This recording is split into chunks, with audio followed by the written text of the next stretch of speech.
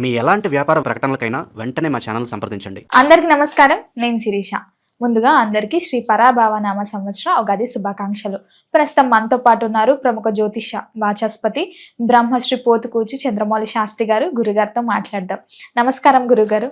ఓం శ్రీమాత్రే నమః. గురుగారు, ముందుగా మీకు ఉగాది శుభాకాంక్షలు అండి. మీకు వీక్షిస్తున్నటువంటి ప్రేక్షకులందరికీ కూడా శ్రీ పరాభవనామ సంవత్సర శుభాకాంక్షలు. గురుగారు, ఉగాది అనగానే మన తెలుగింటి వారందరూ గుర్తుకొచ్చేది జాతకాలు. ఈ సంవత్సరం మాకు ఎలా ఉండబోతుంది, ఎలాంటి జాగ్రత్తలు తీసుకోవాలి, ఆర్థిక పరంగా ఎలా ఉంటుంది, ముఖ్యంగా ఆరోగ్య పరంగా కూడా ఎలా ఉంటుందని. సో ముఖ్యంగా చూసుకుంటే మరి ద్వాదశ రాశిలో అయిన కన్యా రాశి వారికి ఈ నవగ్రహాల ప్రభావం ఈ సంవత్సరంలో ఎలా ఉంటుందంటారు? ఓవరాల్గా ఎలాంటి జాగ్రత్తలు తీసుకుంటే ఇయర్ అంతా బాగుంటుందంటారు? ఓం నమో నారాయణాయ నమః. ఓం శ్రీం మహాలక్ష్మీదేవ్యే నమః. కన్యారాశి వారు ఎక్కువగా ఊహల్లో విహరిస్తూ వాళ్ళకి అనుకున్నది, మనసుకు అనుకున్నటువంటి సంకల్పం నెరవేరకపోయినా, సరైనటువంటి కంఫర్ట్నెస్ అంటే సౌకర్యం లేకపోయినా గొడవలు పెట్టుకునే స్వభావం ఉంటుంది కన్యారాశి వారికి. అంటే వాళ్ళు అనుకున్నది జరగాలంతే. సరే, మా గ్రహస్థితులతో పని లేదు, జరగకపోతే మటుకు డిషమే. అంతటి వాక్ చాతుర్యత ఉంటుంది వీళ్ళల్లో. అందుకనే ఏదైనా బిజినెస్లు చేసేటటువంటి వాళ్ళకి అమ్మకానికి దగ్గర వీళ్ళని నుంచోబెడితే ఏ వస్తువునైనా సరే అవలీలగా అమ్మేసి డబ్బుని క్యాషింగ్ చేసేసుకుంటారు. మొత్తం వస్తువుని అమ్మేసేసి. అంతటి చక్కటి ప్రణాళికాబద్ధమైనటువంటి సిస్టమ్ నడుస్తోంది వాళ్ళకి.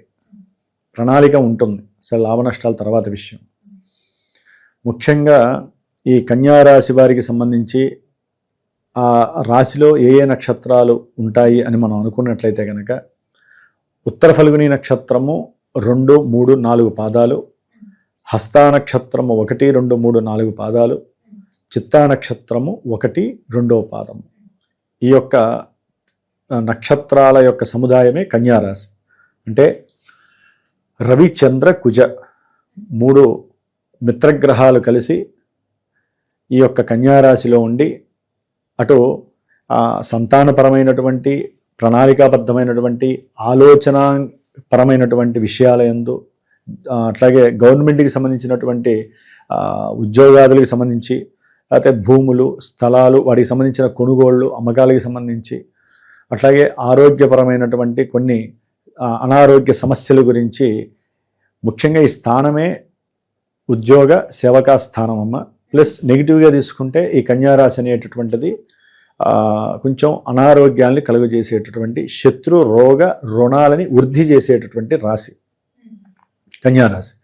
మరి ఈ కన్యారాశి వారికి నక్షత్రాలు తెలుసు, నక్షత్రాలు రాశి తెలిసిన వాళ్ళకి కొంతమందికి ఏంటంటే అసలు ఇవేమీ తెలియవు, నా పేరు మాత్రమే తెలుసండి అంటారు. ఆ పేరుకి సంబంధించిన అక్షరాల వారు ముఖ్యంగా టో, పా, పి, పు, షం, నా, ఠ, పే, పో ఈ అక్షర సముదాయం కనుక మొదటి పేరులో, అంటే వారి పేరులో మొదటి అక్షరంగా ఉంటే కనుక ఈ యొక్క కన్యారాశిని వారు ఫాలో అవ్వచ్చు. మరి ఈ కన్యారాశి వారికి ఈ పరాభవనామ సంవత్సరంలో మనసు మీద వాళ్ళు ఎక్కువగా తీసుకునేది ఏంటయ్యా అంటే, నా ఆదాయం ఎంత, నా ఆరోగ్యం ఎంత అని. ఎక్కడ దీంట్లో కూడా ఎవడు పంచాంగంలో కూడా వీళ్ళు అనుకోరు. ముందు ఏ రాశి వాళ్ళు అనుకోరు. ఏ రాశి వారు కూడా నా ఆదాయం ఎంత అంటే 8, నా వ్యయం ఎంత 11. అయిపోయింది. నేను మీతో మాట్లాడిన గురువు గారు, నేనేం చేయంటా బాబు, దాంట్లో ఉన్నది నేను చెప్పతా. ఆదాయం 8, వ్యయం 11. కొంచెం వ్యయం తగ్గించుకొని ఆదాయం పెంచుకోకపోయినా పర్వాలేదు, వ్యయం తగ్గించుకోరా నాయన అని చెప్తాం. అలా కోపం వస్తుంది మా మీద. మరి రాజపూజ్యత అంటే గౌరవించేవాళ్ళు 3, అవమానించేవాళ్ళు 3. సర్లేండి, ఇప్పుడు మాకు ఆ రెండితో పని లేదు, మాకు ఆదాయంతో పని. డబ్బు ఉంటే అన్నీ కొనేయచ్చు సార్, డబ్బు ఉంటే అవతల వాళ్ళు కూడా మనల్ని పొగుడుతారు సార్ అనుకుంటారు. అరే నాయన, తిడుతూ పొగిడేది వేరుంటుంది, నిజంగా మనసులో మీ గురించి అన్వేషించి అభిమానించి పొగడత వేరుంటుంది. అంటే ఒక దేవతని, దేవుళ్ళని మనం ఏ విధంగా అయితే మనస్ఫూర్తిగా పొగుడుతూ ఉంటాం. మంత్రాలు, శ్లోకాలు ఏంటమ్మా అర్థం? నువ్వు ఇట్లా అని మనం హనుమంతుడి మంత్రాలు అయితే హనుమంతుడిని, మా మంత్రాలతో అయితే మేము, మీరైతే శ్లోకాలతో స్తోత్రాలు చేస్తూ ఉంటారు. అంతేగాని ఎక్కడా కూడా మనసుతో చేయం కదా, అంటే మనసుని విరోధంగా చేయంగా వాళ్ళతో. అట్లాగే ఇక్కడ ఆ అవమానము రాజపూజిత అనేది కూడా అంతే. కాబట్టి ఈ రెండు సమానంగా ఉన్నాయి కన్యా రాశి వారికి. అటు మంచి జరిగినా చెడు జరిగినా కూడా రెండు టాలీ అవుతున్నాయి. ఒక ఆదాయం దగ్గరే 3% తగ్గింది, ఖర్చు తగ్గించుకోండి, ఇది కరెక్ట్గా ఉంటుంది. గురుగారు ముఖ్యంగా మరి ఈ సంవత్సరంలో విద్యార్థులకు ఎలా ఉంటుందంటారు? కన్యారాశి వారికి ఆరోగ్యరీత్యా కొంత చదువులో వెనకపాటుతనం అనేటటువంటిది కనిపిస్తోంది. అంటే ఆరోగ్యం బాగోకుండా శని యొక్క దృష్టి కన్యారాశి వారికి సప్తమంలో ఉండి పడుతోంది. సప్తమంలో ఉన్నటువంటి శని యొక్క దృష్టి కన్యారాశి మీద పడుతోంది. అంటే 7వ ఇంట్లో ఉన్న శని, అంటే శని దృష్టి పడితే ఏమవుతుంది, వ్యవహారం లోపిస్తుంది. వీరికి జన్మరాశి ఏంటి, కన్యారాశి కదా, ఆరోగ్యం చెడుతుంది. అట్లాగే ఈయన యొక్క ఇంకో దృష్టిలు ఉంటాయి ఆయనకి. ఆయన యొక్క 10వ దృష్టి చతుర్థ స్థానం, మీరు అడిగిన స్థానం మీద పడుతుంది. ఏమవుతుంది, చదువులో సరైనటువంటి గుర్తింపు దొరకదు. రాసిన ఎగ్జామ్స్కి సంబంధించి వీరికి సరైనటువంటి పట్టు దొరకదు. అట్లాగే చదువుకోవాలన్నా లేజినెస్ ఎక్కువ అవుతుంది, బద్ధకం పెరిగిపోతుంది, నిద్ర మీద సౌఖ్యం పెరుగుతుంది, నిద్ర మీద వ్యామోహం ఎక్కువ పెరుగుతుంది. అట్లాగే అవసరం లేనటువంటి వ్యవహారాల యందు, అంటే సంఘంలో జరిగే ప్రతి విషయంలో నేనున్నాను అనుకుంటూ ముందుకు వెళ్ళిపోతూ ఉంటారు చదువుని వదిలేసి. అంటే కొట్లాటలు, గొడవలు, ప్రేమకి సంబంధించి పెళ్ళిళ్ళు, అవి జరుగుతాయో లేదో వీళ్ళకి తెలియదు, కానీ ఏదో ఆత్మవిశ్వాసం నాకు జరుగుతుంది అని, అంటే నేనే గొప్ప అనే ఫీలింగ్, ఏదో కోరికలు ఉంటాయి, నేను సంఘంలో గొప్పవాడిని కావాలి అని. అవన్నీ శని ఇవ్వడు. చదువుని నిర్లిప్తం చేస్తాడు, ఆరోగ్యాన్ని ఇబ్బంది పెడతాడు. ముఖ్యంగా గ్యాస్ ట్రబుల్స్ కావచ్చు, లేకపోతే మూత్రపిండాలకు సంబంధించిన కొన్ని సమస్యలు కావచ్చు, పాదాలకి సంబంధించినటువంటి సమస్యలు కావచ్చు, ఇట్లా ఏదో ఒక అనారోగ్యపరమైనటువంటి నేత్ర సంబంధిత ఇష్యూస్ కావచ్చు, సమస్యలు పెట్టి చదువులో ఉన్నతమైనటువంటి చదువులు చదవటానికి కూడా ధనాన్ని కోల్పోయేటట్టు చేస్తారు. కానీ విద్యను ఇవ్వటానికి, అంటే విదేశాలకు వెళ్ళి కొంతమంది చదువుకోవాలనే ఆరాటంతో ఉంటారు. ఆ విషయంలో కూడా జూన్ వరకు కొంత వాళ్ళు అప్రమత్తంగా ఉండాలి. ఆ చదువులకి సంబంధించి డబ్బుని పెట్టుబడిగా పెట్టడం అనేది కొంత అంటే నిగ్రహించుకోవాలి అని నేను సూచిస్తున్నాను. విదేశాలకు వెళ్ళి ఉన్నతమైనటువంటి చదువును చదువుకోవడానికి బ్యాంకులకు వెళ్ళి సంప్రదిస్తూ ఉంటారు. అక్కడ తండ్రి యొక్క ఐటీ రిటర్న్స్ సరిపోవు కొంతమందికి, లేకపోతే వీళ్ళకి ఆస్తులు ఉంటాయి, ఆస్తులు బ్యాంకులో పెట్టుకోవడానికి అర్హత లేనివిగా ఉంటాయి, లేకపోతే వీళ్ళకు ఉన్నటువంటి సిబిల్ స్కోర్ తక్కువగా ఉంటుంది లోన్ రావడానికి. అంటే ఇక్కడ చూడండి, ఆటంకాలు అంటాం కదా మనం. శని ఆటంకాలు ఏ విధంగా ఇస్తాడంటే, ఇగో ఇన్ని రింగ తిప్పుతూ ఉంటాడు వ్యవహారాన్ని. అంటే ఓ పట్టాన వీళ్ళకి కావాల్సిన మంచి చదువుని కానీ ఉన్నతమైన చదువుకి కానీ బ్రేక్లు వేస్తూ ఉంటాడు. ముఖ్యంగా వీరి యొక్క ఆరోగ్యం కొంచెం సడలటం వలన, ఇబ్బందులు పడడం ద్వారా, అనారోగ్య సూచనల వల్ల కూడా వెళ్ళటానికి భయపడుతూ ఉంటారు. భయపడే తత్వం ఎక్కువగా ఉంటుంది. అట్లాగే పోటీ పరీక్షలు, చదువు ద్వారా మరి నెక్స్ట్ ఏంటి, పోటీ పరీక్షలేక. పోటీ పరీక్షలు రాయడానికి వీళ్ళు చాలా మేధస్సును ఉపయోగించాలి. వీళ్ళ యొక్క మామూలుగా ఉండేటటువంటి జీబీ వేరుంటుంది, నార్మల్గా ఉండదు. శనిగ్రహ అనుగ్రహాన్ని పొందడానికి వీళ్ళ జీబీ ఇంకా ఎక్కువగా పనిచేయాలి. అది ఎప్పటికప్పుడు క్షీణిస్తూ ఉంటుంది. వీళ్ళు దాన్ని పెంచే ప్రయత్నం చేస్తూ ఉండాలి. లేకపోతే సంఘంలో గుర్తింపు రాకపోగా వీరు ఏదైతే పోటీ పరీక్షల నిమిత్తం, అది ఏదైనా కానివ్వండి, అది ఒక ఉద్యోగానికి సంబంధించిన పోటీ పరీక్ష కావచ్చు, లేకపోతే వీరి యొక్క చదువుకి సంబంధించి ఏదైనా ఉద్యోగం చేయాలి, వీరు ఆల్రెడీ తెలివిగల వాళ్ళని వీళ్ళకి ఒక గుడ్ విల్ ఉంటుంది అని, ఈ సందర్భంలో వాళ్ళకి సరిపోదు. సప్తమ శని వేధాకారకుడు అవుతాడు. ఆ వేధాస్థానంలో ఉన్నటువంటి శని అనారోగ్యపరంగా లేకపోతే రాసేంత సపోర్టివ్నెస్ ఇవ్వడు. బద్ధకంతో పాటుగా బుద్ధి మాంద్యాన్ని కూడా కలుగజేసేటటువంటి పరిస్థితి ఉంటుంది వీళ్ళకి, ఈ కన్యారాశి వారికి. అందుకని కొంచెం ఆటంకాలు ఉంటాయి కాబట్టి అప్రమత్తంగా ఉండాలి. సరైనటువంటి ప్రణాళిక ధోరణితో వీరు చదివిన చదువుకి, వారు పెట్టుకునేటటువంటి అప్లికేషన్స్, ఉద్యోగాలకు సంబంధించినటువంటి అప్లికేషన్స్కి కొంచెం వాళ్ళని వీళ్ళని అయిన వాళ్ళని కూడా సంప్రదించి ఉంటారు కదా, కొంచెం తెలివిగల వాళ్ళు, మేనమామలో లేకపోతే మేనత్తలో లేకపోతే చదువుకున్న బంధువులు లేకపోతే స్నేహితులు వర్గానికి సంబంధించిన వాళ్ళు ఆల్రెడీ ఆ ఉద్యోగంలో ఉన్న వాళ్ళు ఉంటారు. వారితో కొంచెం సంప్రదింపులు చేసి ఎంత వస్తుంది ఈ ఉద్యోగానికి పెడితే, నా చదువుకి ఇది కరెక్టా కాదా అనేది ఇట్లా ప్లాన్ చేసుకొని ఓపిక్గా చేసుకుంటే మటుకు ఇక్కడన్నా ఒక టచ్ అయ్యే అవకాశం ఉంటుందమ్మా. ఏది విద్యార్థులకి విద్య ఎందు మాత్రము కొంచెం ఆటంకాలు, అశ్రద్ధ పెరుగుతాయి. కఠినమైనటువంటి మనసు చేసుకొని కఠినమైనటువంటి ఏకాగ్రత ఉపయోగిస్తే తప్ప చదువులో అనుకున్నంత రాణింపు వీరికి కలగదు శని యొక్క ప్రాబల్యం వలన. మరి రైతులకు ఎలా ఉంటుంది అంటారండి? రైతులకి జూన్ టు అక్టోబరేనమ్మా చాలా మంచి విశేషమైనటువంటి సమయము.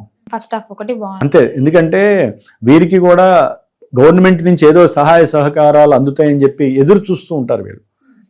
మేము పెట్టుబడి పెట్టాము, అప్పు తీసుకొచ్చి పెట్టుబడి పెట్టాము, కాస్త లాభం వస్తుంది, అవతల వాళ్ళు సహకరిస్తే అని చెప్పి ఎదురు చూస్తూ ఉంటారు. చూస్తారు కానీ వీళ్ళ సొంత ప్రయత్నము, వీళ్ళకు ఉన్నటువంటి ఆస్తిపాస్తులు, లేకపోతే వీళ్ళకు ఉన్నటువంటి ఎక్కడో అక్కడ అప్పు తీసుకొచ్చి సంతానం ఏదైనా సహకారం చేయటమో అట్లా వీళ్ళు ఏదన్నా బయటపడతారేమో. కానీ గవర్నమెంట్ పరంగా అయితే కనుక ఈ సిస్టంలోనే బాగుంటుందమ్మా. ఇది జూన్ నుంచి నవంబర్ మధ్యలోనే వీరికి ఏదైనా వ్యవసాయ కూలీలకు కానీ వ్యవసాయ రైతులకు కానీ కాస్త లాభపడి వాళ్ళ యొక్క భూమి రేట్లు కూడా పెరగడానికి అవకాశాలు ఉన్నాయి. అప్పుడే రియల్ ఎస్టేట్ కూడా చాలా వృద్ధిలోకి వస్తుంది. వెండి రేటు, బంగారం రేటు కూడా కొంచెం మళ్ళీ ఫ్లక్చువేషన్స్ కాదు, వెండి బాగా పెరిగేయడానికి అవకాశాలు ఉన్నాయి. గురుగారు, ముఖ్యంగా మరి కన్యా రాశి వారికి ఈ సంవత్సరంలో హెచ్చరిక అని చెప్తే మీరు ఏం చెప్తారండి? హెచ్చరిక అంటే పెట్టుబడులు యందు పెట్టేటప్పుడు 1కి 10 సార్లు కాదు 100 సార్లు ఆలోచించుకోండి. 10 రోజులు కాదు, అవసరమైతే 2 నెలలు ఆలోచించండి.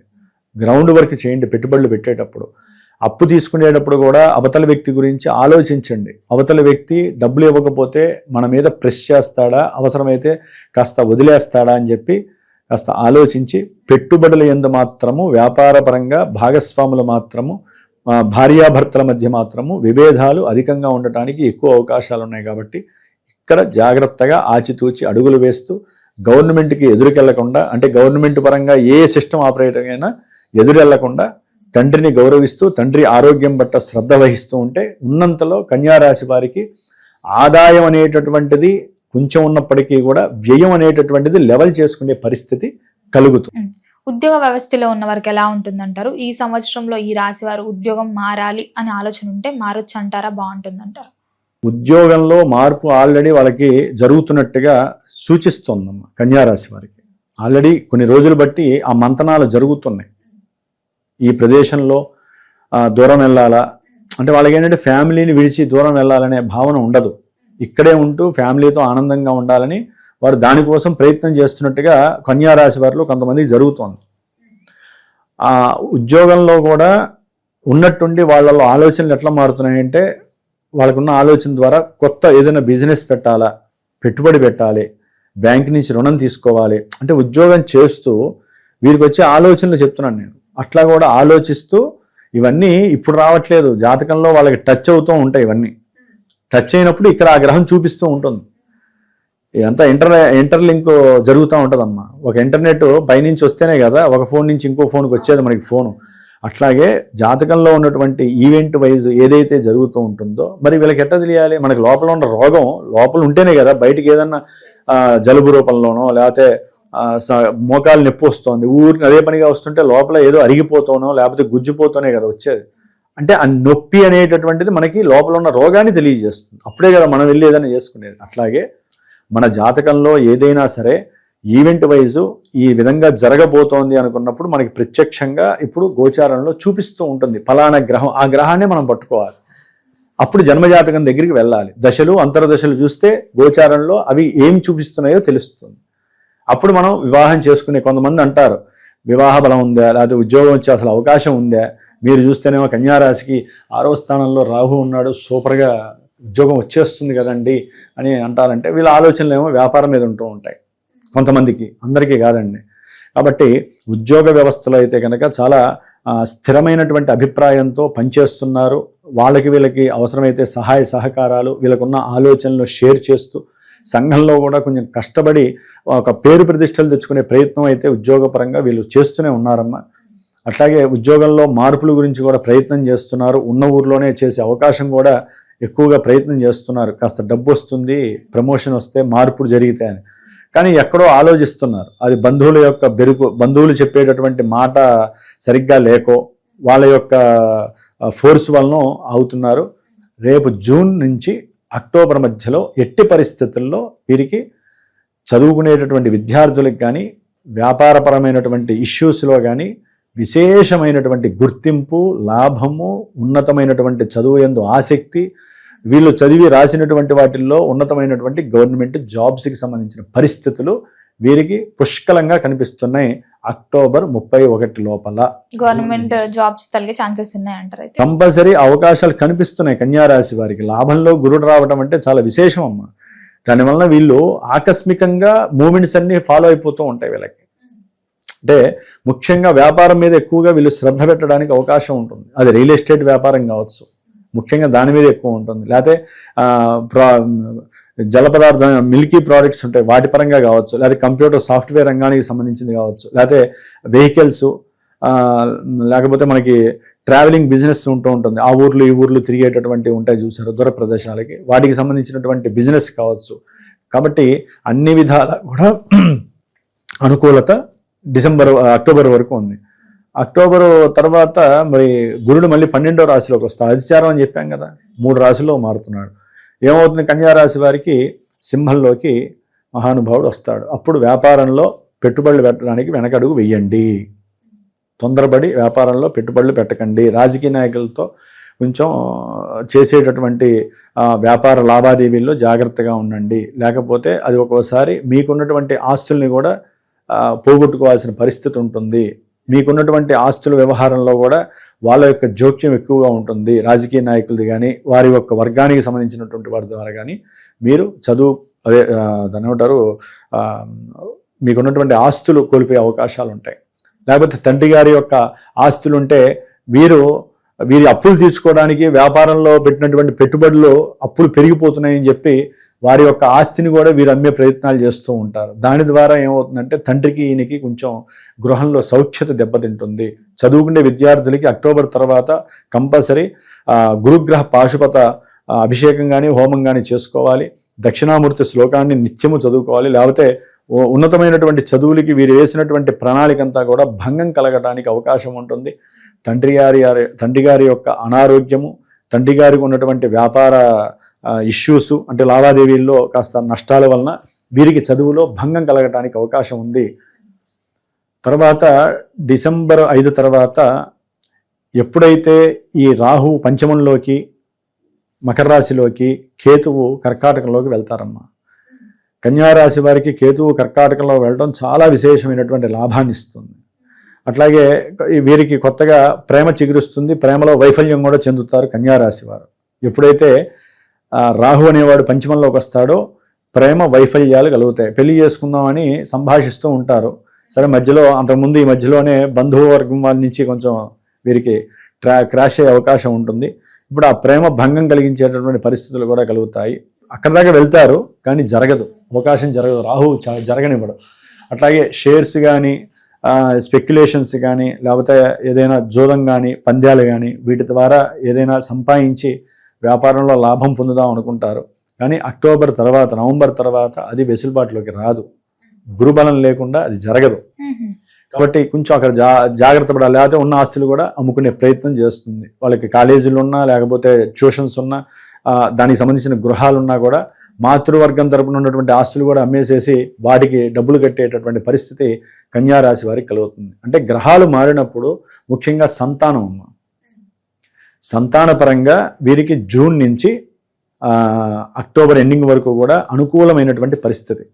ఈ స్పెక్యులేషన్స్ కావచ్చు, సంతానం కావచ్చు, గృహయోగం కావచ్చు, వాహన యోగం కావచ్చు, విద్యాయోగం, ఇవన్నీ కూడా ప్రథమార్థము ద్వితీయార్థము ఈ రెండింటి మధ్యలోనే కొనసాగుతుంది. జూన్ నుంచి నవంబర్ అంటే July, August, September, October, November 5 నెలల కాలం చాలా విశేషమైనటువంటి లాభాలని అన్ని విధాలా కలుగజేస్తోంది. ఏదైనా సరే మీరు టచ్ చేయగలిగితే జాతకాన్ని చూపించుకొని టచ్ చేసుకోండి.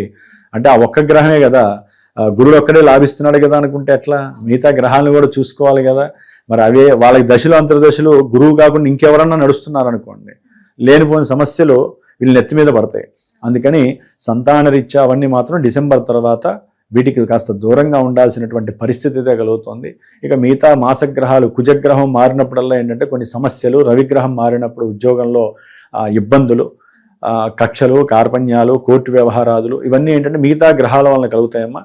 కన్యా రాశి వాళ్ళు భార్యాభర్తల మాధ్యము వాళ్ళిద్దరి మధ్య లేనిపోని యుగోసు అవన్నీ కూడా ఎక్కువగా ప్రబలుతాయి. ఒకరి మీద ఒకరికి ఇష్టము తగ్గుతుంది, కుటుంబం నుంచి దూరం అయిపోవాలి, ఇద్దరం కూడా విడిపోవాలి అనేటటువంటి ఆలోచన వీరికి శని ఎప్పుడైతే మే 17 తర్వాత నక్షత్రం మారుతాడో వాళ్ళ ఆలోచనలు బుర్రలు ఈ విధంగా కొనసాగుతాయి. కాబట్టి అక్కడ కొంచెం జాగ్రత్తగా ఉండాలి వీళ్ళు. శని యొక్క నక్షత్ర మార్పు వలన వీళ్ళకి చేసే వ్యాపారంలో లాభాలు కొంతవరకు తగ్గుతాయి, మందత్వం వస్తుంది, వ్యాపారాలన్నీ కూడా మందగొందిగా సాగుతాయి. అట్లాగే భార్యాభర్తల మధ్య లేకపోతే వీరి మధ్య ఎవరైతే బిజినెస్లో ఇద్దరు కలిసి పనిచే పార్ట్నర్స్ ఉంటారో వారి మధ్య అనుకోనటువంటి కొన్ని సమస్యలు పరమొచ్చేసి లాభాలు తగ్గిపోయి లేనిపోని సమస్యల్లో కోర్టు కేసుల్లో ఇరుక్కునేటటువంటి పరిస్థితులు కన్యా రాశి వారికి కనిపిస్తున్నాయి. ఏదేమైనప్పటికీ జూన్ టు నవంబర్ అనేటటువంటిది అత్యద్భుతమైనటువంటి సమయము. ఆఫ్టర్ దట్ కేతువు అయితే అనుకూలంగా ఉన్నాడు, కానీ వీళ్ళు రాహుకి శనికి మాత్రం తప్పనిసరిగా గురువుకి ఈ జూన్ లోపల శాంతి చేసుకోవాలి. దానివల్ల మాత్రమే వీరు చాలా విషయాల్లో బయటపడడానికి అవకాశాలు ఉంటాయమ్మా. శాంతి చేసుకొని ముఖ్యంగా వీరు శనికి సంబంధించినటువంటి పాశుపత హోమం చేసుకోవడం ద్వారా చాలా విశేషమైనటువంటి లాభం కలుగుతుంది. మంచివాడు వీళ్ళకి ఉన్నంతలో కాస్త, కాబట్టి ఆయన బాలేదు కాబట్టి కొంచెం ఆయనకి శాంతి చేసుకోవటం వల్ల చాలా మంచి జరిగే అవకాశాలు వీరికి కలుగుతున్నాయి. గణపతి హోమం చేసుకోండి. డిసెంబర్ లోపల కేతువుకి జపం గణపతి హోమం చేసుకోవడం ద్వారా ఆర్థిక నష్టాలు కానీ, తండ్రి యొక్క వేరే ఇబ్బందులు అంటే తండ్రికి అనారోగ్య పరంగా హాస్పిటలైజేషన్స్ కానీ, లేకపోతే గవర్నమెంట్ ఉద్యోగస్తుల ద్వారా లేనిపోని సమస్యల్లో ఇరుక్కొని మీరు కోర్టు కేసుల్లో జైలుకి వెళ్ళటం కానీ ఇలాంటివన్నీ కూడా జరగకుండా ఉండాలంటే కేతువుకి చేయించుకోండి, శనికి చేయించుకోండి. జపము, దానము, హోమము కంపల్సరీ. గణపతి హోమంతో పాటుగా భార్యాభర్తలు అయితే కనుక దాంపత్య పాశుపత హోమం చేసుకుంటే చాలా విశేషమైనటువంటి ఫలితాలు కలుగుతాయి. గురుగారు, మనం ఈ సంవత్సరం అంతా అందరికీ బాగుండాలంటే ఏ దైవాన్ని పూజించమంటారు? ఎలాంటి పరిహారాలు చేసుకోవచ్చు? కన్యారాశికి విష్ణు సహస్రనామ స్తోత్ర పారాయణ చేస్తే అది ప్రథమార్థము ద్వితీయార్థంలో చాలా విశేషంగా కలిసి వచ్చేటటువంటి పరిస్థితి. ఇంకా బర్డెన్స్ ఎక్కువ ఉన్నాయి, విదేశాల్లో ఉన్న వాళ్ళు బాగా ఇబ్బందులు పడుతున్నారు, వ్యాపారాల్లో నష్టం వస్తున్నారు అనుకుంటే మటుకు హనుమాన్ చాలీసా ఇంట్లో ఒక 14 మంది బ్రాహ్మణుల్ని కూర్చోబెట్టి ఒక 108 సార్లు చేయించగలిగితే కనుక, హోమం కూడా చేయిస్తే హనుమంతుడి హోమం ఉంటుందమ్మా, అది చేయించుకుంటే శని వలన కలిగేటటువంటి మనకి ఏలినాడి శని, అర్ధాష్టమ శని ఎలా ఉంటాయో ఈ కంటక వేధాశని అంటారు. ఈ శని దృష్టి పడితే వీరికి కొన్ని విషయాలలో ఇబ్బందులు పెరుగుతాయి. కాబట్టి ఆ తగ్గించుకోవడానికి ఆయనకి విష్ణుమూర్తికి సంబంధించిన విష్ణు సహస్రనామము, హనుమాన్ చాలీసా చదవటం, లేకపోతే బ్రాహ్మణుల ద్వారా ఏదైనా హోమాలు అవి చేయించుకోవటం, లేకపోతే అఘోర పాశుపత హోమం చేయించుకోవటం, ఇలాంటివి ఒకటమ్మ. వాళ్ళ యొక్క జన్మజాతకం ఉంటే దాంట్లో తెలిసి చేసుకోవటం, 10 రూపాయలు ఖర్చు పెట్టినా అది విశేషమైన ఫలితం. ఇవేంటంటే ఎక్కువగా ఈ రాశి ఫలితాల్లో వీళ్ళు ఎక్కువగా చేసుకోవాలి. ఇంకొంతమంది ఇలా కంటకశనిలో ఉంటే గబాల శనికి జపం చేసుకోవటం, దానం ఇచ్చుకోవటం, ఉన్నంతలో సింపుల్గా చేసుకోవడం. జాతకరీత్యా మాత్రమే ఏదైనా ఖర్చు అనేటటువంటిది హెవీగా ఉంటుందా, నార్మల్గా ఉంటుందా అనేది మాత్రమే బ్రాహ్మణుడితో పని అక్కడ ఉంటుంది. ఇవి మాత్రము ఈ గోచార ఫలితాలు ఎక్కువగా, ఎందుకంటే మారుతూనే ఉంటాయి. ఇక ప్రతి నెల ప్రతి వారానికి ఒకసారి బ్రాహ్మణి దగ్గరికి వెళ్ళి డబ్బులు ఖర్చు పెట్టుకుంటే కష్టం. కాబట్టి వారి యొక్క సలహా తీసుకొని ముందుకు వెళ్ళి అవసరమైతే పెట్టాల్సిన చోట 10 రూపాయలు పెట్టండి. నిత్యము అయితే కనుక మానసికంగా మీరు పూజలు చేసుకుంటూ గణపతిని ఎక్కువ స్మరించండి. మీకున్నటువంటి ఆత్మన్యూనతా భావము, ఇగో ఫీలింగ్స్ కాస్త పోయి గవర్నమెంట్ ద్వారా ఉన్నటువంటి కొన్ని ఇబ్బందులు, రుణబాధలు, సంతానపరమైనటువంటి లేమి తొలగిపోతాయి. గురుగారు, మొత్తం మీద ఈ ఏడాదిలో కన్యా రాశి వారికి ఎలా ఉండబోతుంది, ఎలాంటి జాగ్రత్తలు తీసుకోవాలి, ఏ దైవాన్ని పూజించాలో తెలియజేసినందుకు ధన్యవాదాలు. శుభమస్తు.